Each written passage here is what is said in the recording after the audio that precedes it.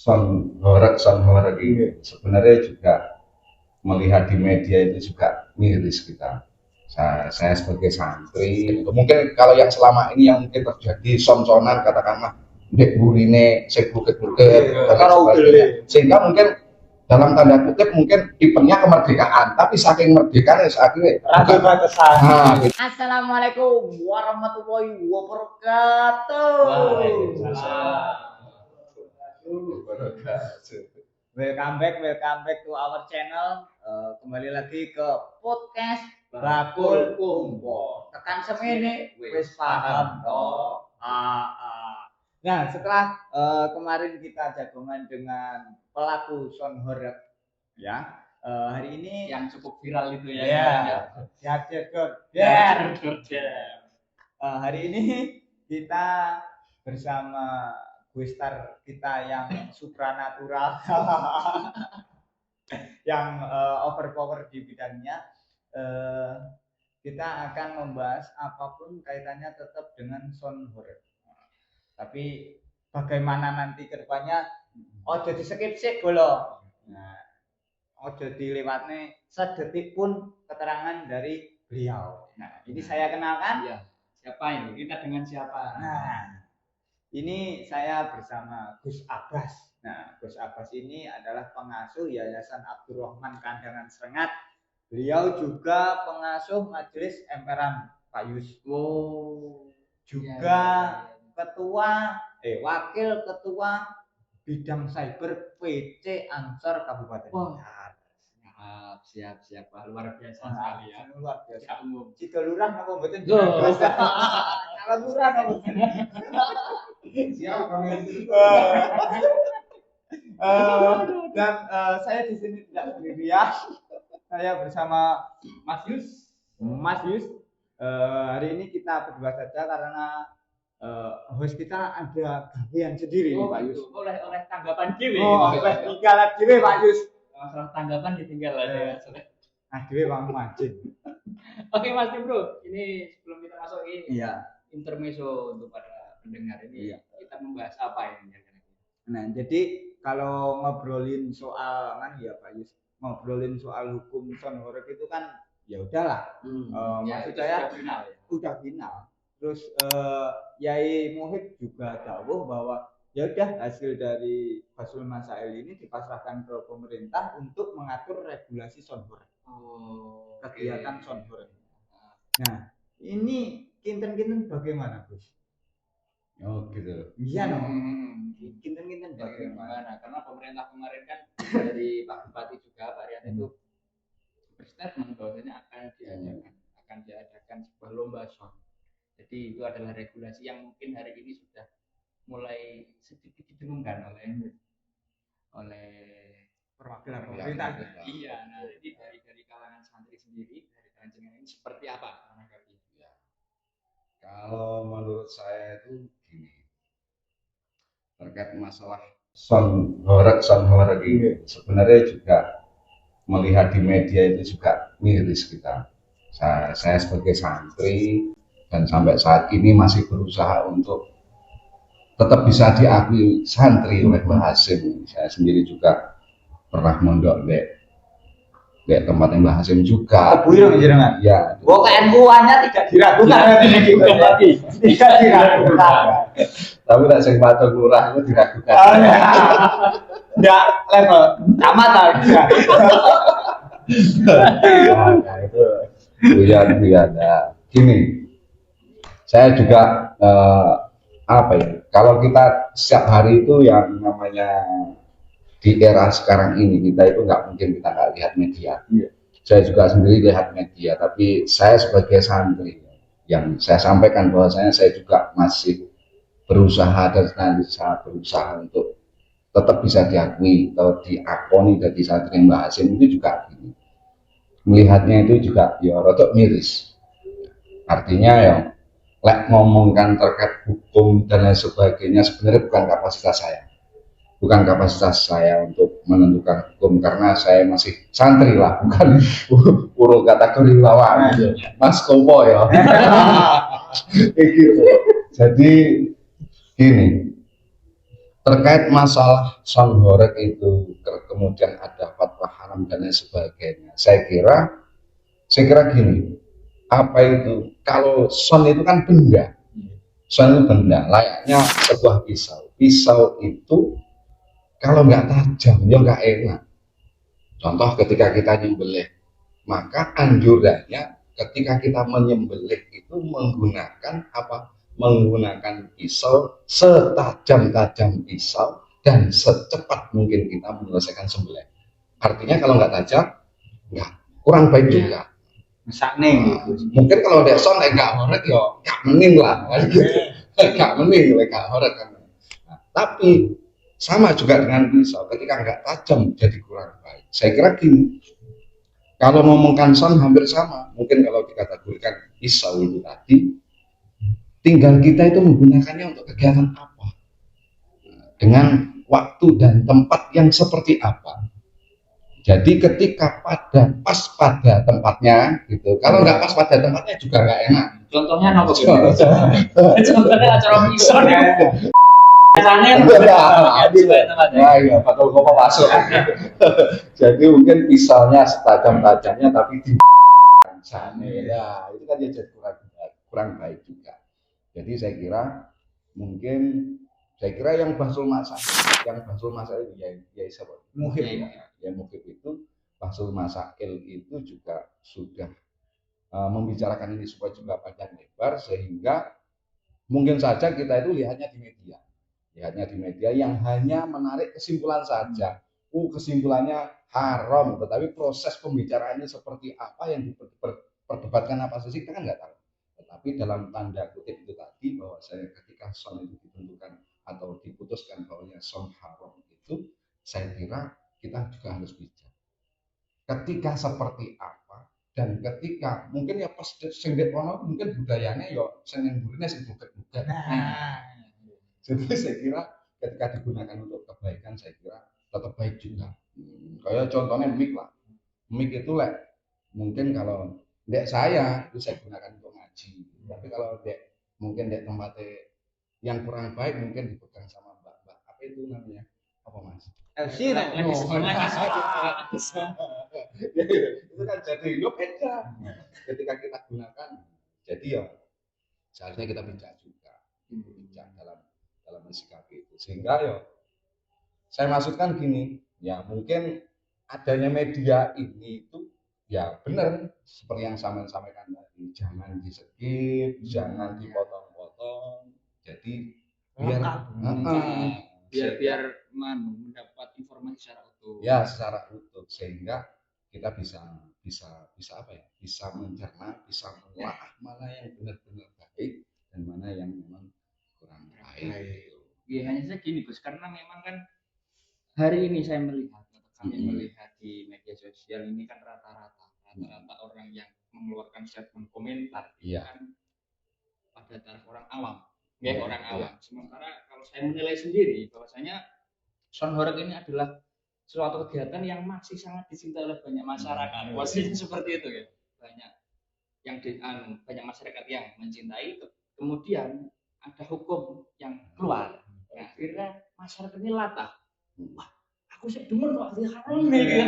Dan akhirnya tempur lah itu antara masyarakat yang memang pencinta sound dan yang memang dirugikan oleh sound tersebut. Nah, itu menurut pandangan panjenengan ini sebagai kalangan santri, orang awam seperti itu apa? Jadi cintanya berarti cintanya nggak kalah weton. Si demen-demennya itu sarung.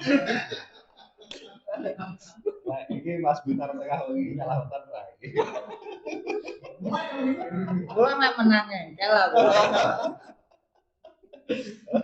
Tapi orang sah digunakan kayak obat gede tak seberagi. Udah saja.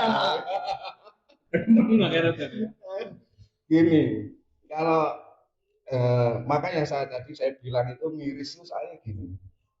Miris itu banyak orang yang memang belum pada kapasitas tentang keilmuan itu, ya apa itu mungkin bisa dibilang itu orang awam gitu, orang awam. Terus kemudian ya media itu digunakan latah gitu, spontan karena dia senang. Atau saya kira kan ya lagi senang-senangnya malah dipegat pas sayang-sayangnya. Saya kira gini, memang Imam Ghazali itu di kitab Hikam itu pernah menyampaikan, jadi kalau nggak salah kurangnya seperti ini, innama hakul awam itu ayub minu wa yusli. Jadi ini haknya orang awam itu yang penting Islam, yang kedua yang penting iman, yes. Kemudian yang ketiga wayas sahilu bi ibadatihim, repot atau sibuk dengan urusan ibadah. Yang ibadah ya dah, wayah sembahyang ya sembahyang, maksud sampai ngurusi konten lali sembahyang.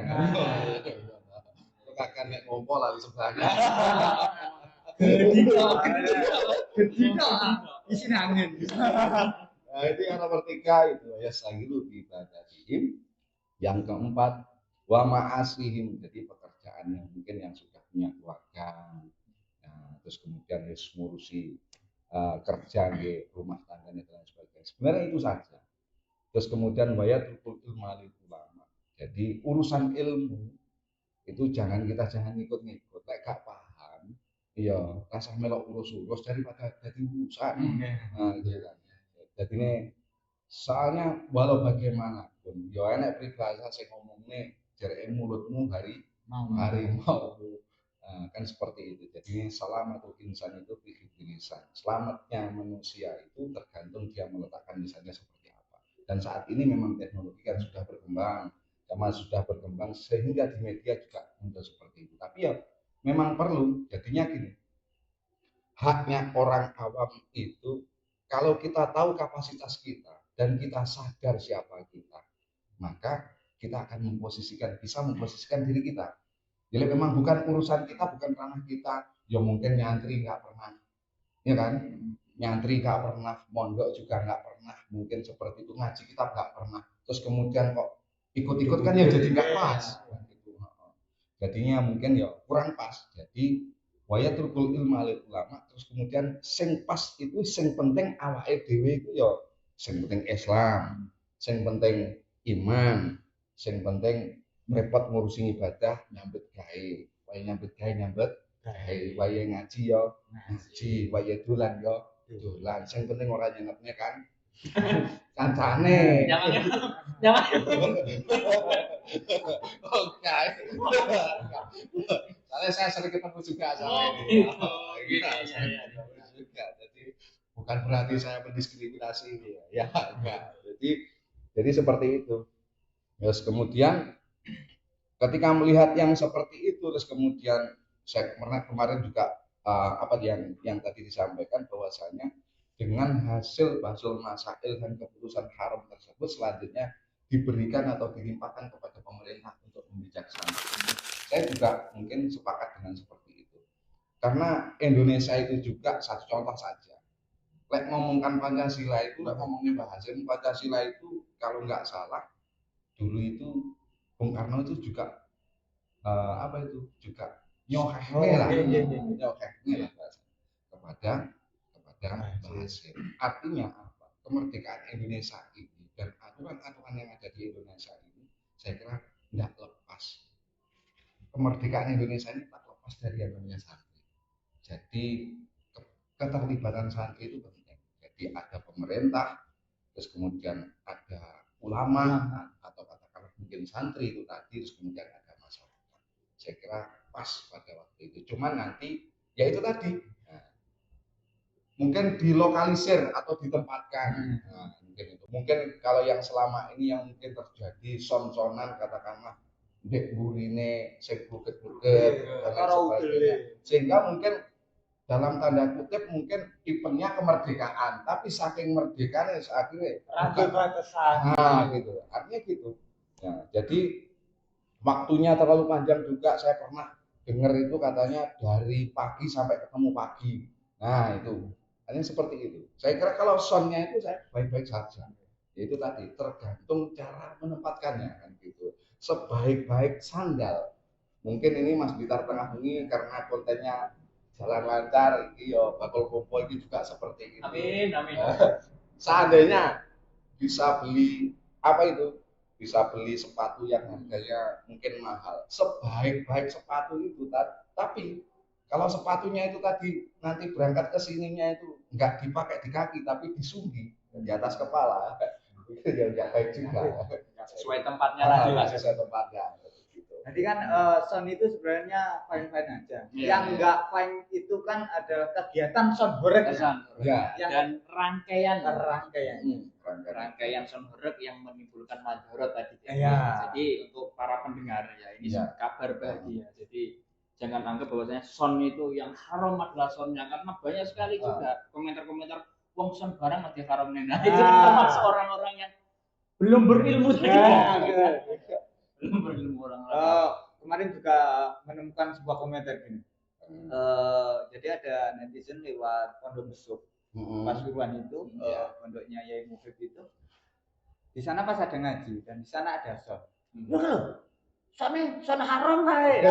Nah, ini kan harus diluruskan. Jadi kan kegiatannya itu bukan soundnya. Ya, kegiatan sound horeg itu. Ya.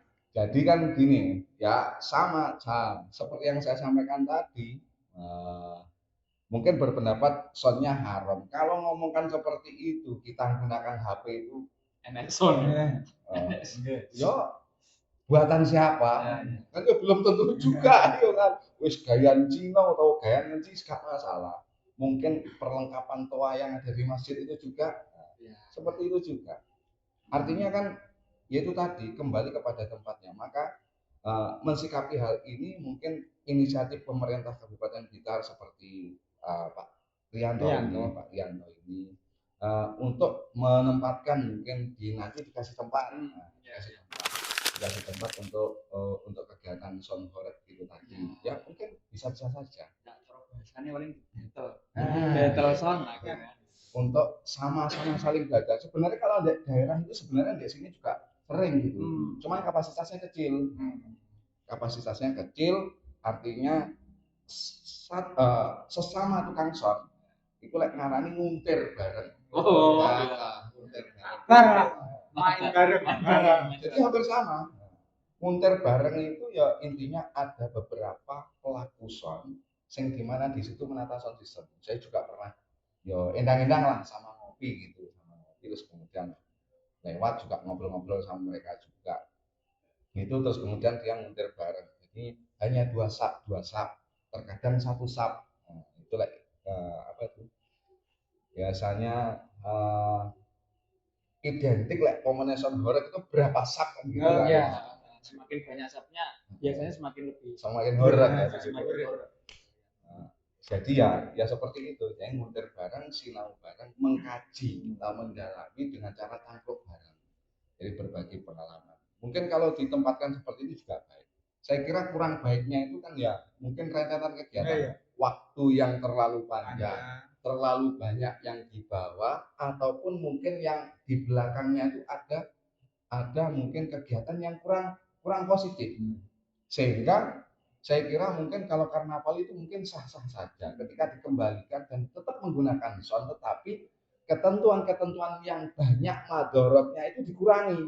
Bahkan atau kalau bisa ya, ini tugas sama pemerintah juga. Nah, jadi tetap kita laksanakan, tapi dengan satu catatan mungkin kita batasi. Terus kemudian ada beberapa kegiatan yang mungkin konotasinya miring. Satu contoh yang mungkin tidak layak untuk ditiru anak-anak dan sebagainya, itu nanti kita coba kita komunikasikan. Artinya yo masyarakat tetap dirangkul lah. Jangan sampai dipukul-pukul. Iya. Boleh. Pemukulan memang boleh.